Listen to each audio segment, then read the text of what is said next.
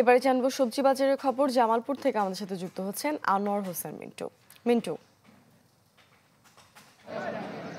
মুর্ছানা, আমি যে জায়গাতে দাঁড়িয়ে আছি এটি হলো জামালপুর শেরপুর সীমান্তবর্তী একটি পাইকারি সবজি বাজারে। প্রতিদিন ভোরবেলা কিন্তু এই বাজারে স্থানীয় যারা কৃষক রয়েছেন তারা কিন্তু তাদের উৎপাদিত সবজিগুলো এই বাজারে নিয়ে আসেন এবং এখান থেকেই কিন্তু পাইকারি যারা খুচরা বিক্রি করেন তারা কিন্তু বিভিন্নভাবেই তারা এখান থেকে শাকসবজি নিয়ে বিভিন্ন হাট বাজারে বিক্রি করে থাকেন।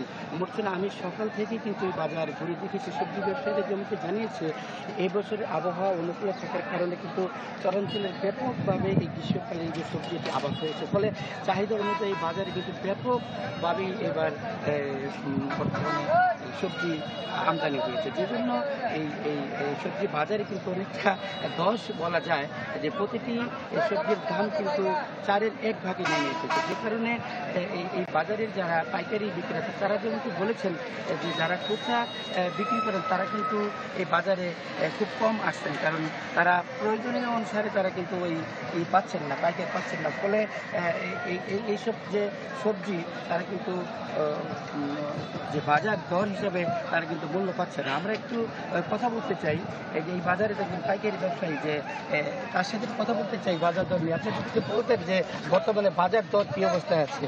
বাজার বলতে আসলে আমরা তো পাইকারি বিক্রেতা, আমাদের বাজারে অনেক আমদানি কিন্তু ওই পরিমাণ গ্রাহক নাই। গ্রাহক না থাকার এবার আপনার আবহাওয়ার ভালো কারণে অনেক ফলন অনেক ভালো ঠিক আছে, কিন্তু আমাদের যে পরিমাণ আমদানি ওই পরিমাণ যদি গ্রাহক থাকতো তাহলে কৃষকে কিছু টাকা পাইতো, আমরাও ব্যবসা করে মজা পাইতাম। অনেক ধন্যবাদ।